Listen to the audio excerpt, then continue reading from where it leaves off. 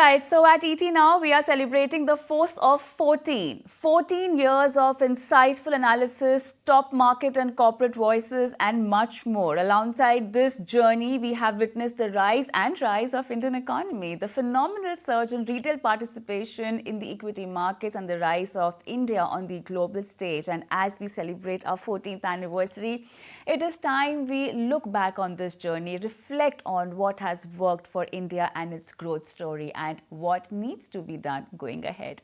And on this anniversary special, we are joined by special guest. Let's welcome Nilesh Shah, MD, Kotak AMC.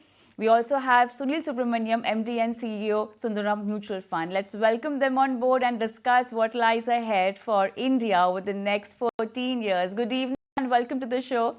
Nilesh, let me come to you first. And 2009, Nifty at some 4,300 levels. Today, we closed at a high above 18,800. Spectacular journey, and what a story of Indian markets. But how would you like to decode this journey, this 14 years journey? Thank you, Kavita, for having me over here. India's journey is reflected in three things.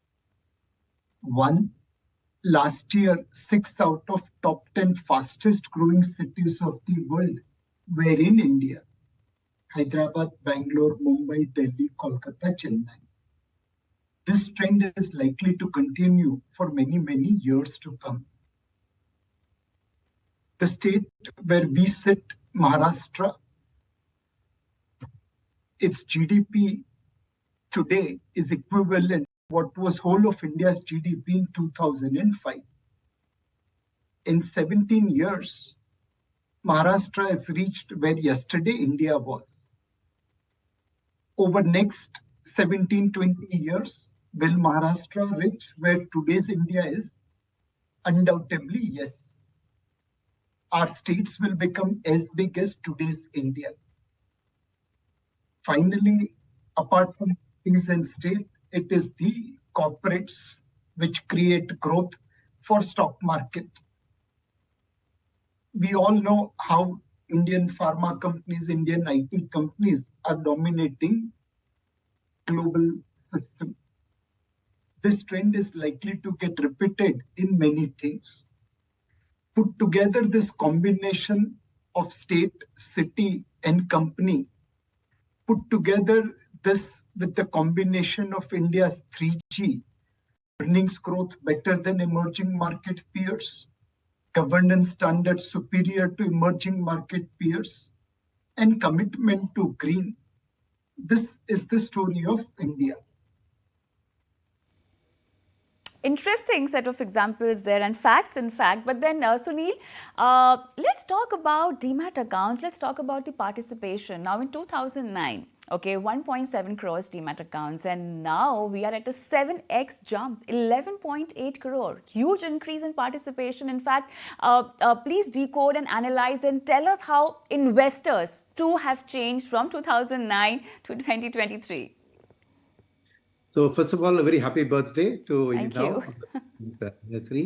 The second thing, which is that, see, while everybody talks about India's population growth, I think the important thing here, and which is what is going to help us over the next 14 years, is the resilience of the Indian population. If you look at this whole demat account jump, and you will realize that COVID was a big trigger in multiplying. Normally, in a crisis like COVID, our economy goes backwards, right? But in our case, it actually has promoted the digitalization, the awareness of the equity markets, the number of new people which have come, given the time and space they had in hand during COVID, they put it to use in the equity market. So I think the awareness of the equity markets, the penetration, the mutual fund industry through their program of, mutual fund Sahi Hai has helped this process of increasing awareness. But I would like to compliment ET Now, because I know right from the day, Nikunj and we partnered together in an SIP Sahi Hai campaign. I think ET Now has also been in the forefront of not just selling equities,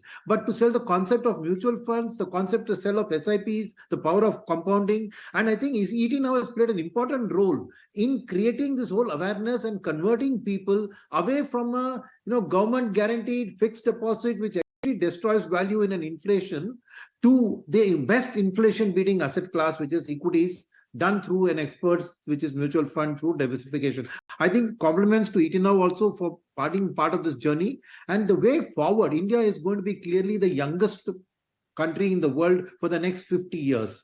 With all that youth power coming, and the other thing during COVID is we are one of the few countries which has seen an increase in per capita GDP through the COVID phase. So actually, by and large, the middle class and upper middle class have become much better off to do. And because they didn't have an opportunity to spend on discretionary consumption, they have been spending more on savings.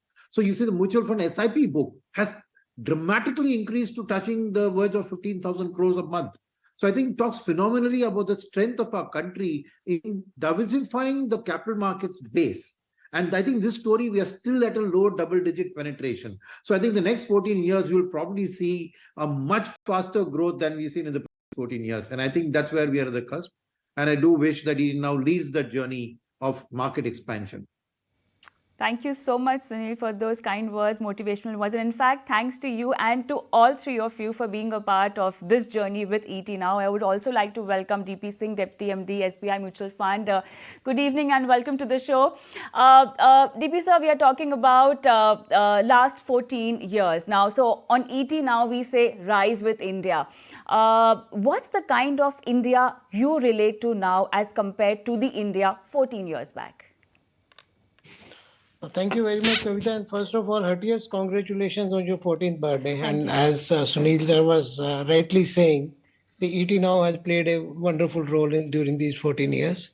But I wish my dream for next 14 years is that every household should be a mutual fund investor. Every countryman should be an investor in the mutual fund of the company. And today, what we are seeing is either we are having SIPs or we are having a creamy layer investing into the mutual funds. But there's a big mid-belly customers which are not there. We have to bring them in. And as an industry, this is our responsibility. And we are responsible for getting more and more people with the help of our partners, with the help of our distributors, that mutual fund instrument should reach every household in the country. Nilesh, you've always bet on India's growth story, okay? We've heard you mention the importance of change and the ability to adapt with this change as being one of the key ingredients to success. How India fares on this adaptability of change part? How would you analyze it? So as Indians, we don't have much room to go down. For us, the only way is up. Second, we are Jugadu people. We have always evolved and adopted. If we see our culture, so many people came from outside, but they all, came together to create today's India. If we look at our technology, we are very frugal, and hence we are in a position to adopt and evolve to the changing needs. Now, clearly, this adoption and evolution is necessary in the world which is rapidly changing with artificial intelligence and machine learning. So as Indians, we truly have to keep pace with the change. As they say, only change is constant in this world. In financial saving, unfortunately, this adoption is not visible. People are investing their savings in gold and real estate. People are investing their savings in collective investment schemes and cryptos. People are spending money on gaming revenues. Clearly, the savings allocation is where Indians have not evolved. There is more money lying in underperforming assets which are underperforming inflation, than in equity mutual funds. Our track record over decades is double-digit return, and people even today haven't given us as much money as they have put it into savings account or CASA account or current account. So clearly, there is a need for adoption in financial investment Indian savings should be used to support Indian entrepreneurs, and Indian savers should benefit from this tremendous growth story. Sunil, your view on this? I think that from a perspective of Indians, right, it's also the fact that we have been an agrarian monsoon-dependent economy, which comes with cyclones and floods and droughts. So our resilience has come from that. That's number one. Number two is the fact is that we have the population which is growing, right? I think what we have is a very good example in terms of China in front of us on how manufacturing drove that country's GDP to $20 trillion from where it was very close to where India was. So I think for us, the template is very well laid out. And I think that with our labor force and the manufacturing, ability to become the capital of manufacturing for the world, and already in services, we are among the leading, in terms of the 5% market share. So I think that the twin engine of manufacturing and services with our population strength, right, gives the ability of our country to grab a big share of the world's growth. Once the world comes out of this COVID-led slowdown and recession, the boom part of it is where India's growth will be exciting. Today, despite all the world's problems, we are posting this kind of growth rates. But when the world again comes back to the growth path, we will be ideally positioned because in a fast-growing world, we'll be the fastest-growing market. So it will be a double whammy of that. And so I think that the past 14 years will pale into oblivion if you look at the next 14 years where India is going to go either in terms of GDP or in terms of stock market valuations or in terms of investor wealth. I think that's one thing we can, rest very assured in terms of the basics of the mechanics are already in place for India. We have a proactive government. We have a large population, education, literacy, all of that is great. We have a capitalist state of urbanization. I think the path is very, very clear for India that, it's only going to be growth and more growth. So not only are the triggers and the factors are very strong over here, but also the Indian markets have matured. And DP sir, how would you like to explain this? Because we've seen Indian markets digesting major triggers and news that could have led to a huger fall in the markets, but the markets just have shrugged it off and moved on. What kind of market maturity are we talking about over here? See, you have to understand, Kavita, that see, in Indian market, we have seen the resilience in a big way. And the last 10 years, when domestic institutional investors, they have gotten in a big way. Our dependence on foreign institutional investors have come down heavily. And today, again, we are almost sitting at a $600 billion foreign exchange reserves.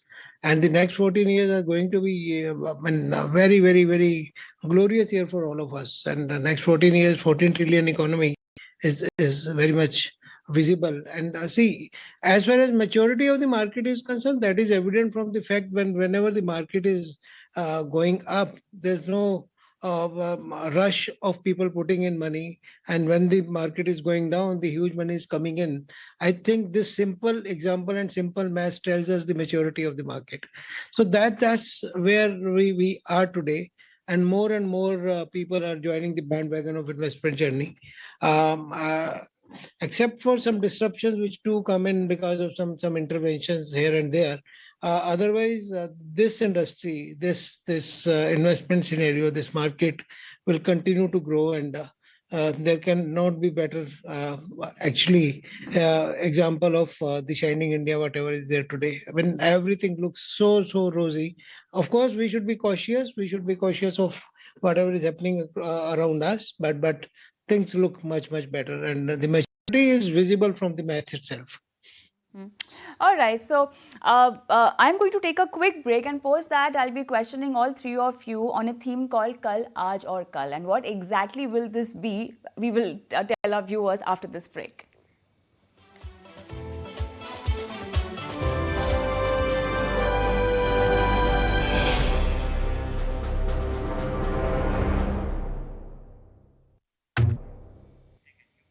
Welcome back. You're watching The Money Show with me, Kavita Thapliyal, and this is our 18th anniversary special. With me is P Singh, Nilesh Shah, and Sunil Subramaniam.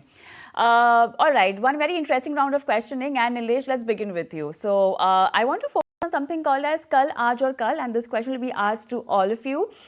Companies and sectors which were the success stories of last 14 years and companies and sectors which will be emerging as success stories in next 14 years. Nilesh, we'll start with you. So, Kavita, sector or company se zyada, we have to focus on management and governance. Kal bhi management and governance were driving the value creation. Aaj bhi management and governance is driving value creation. Or kal bhi management and governance will drive value creation.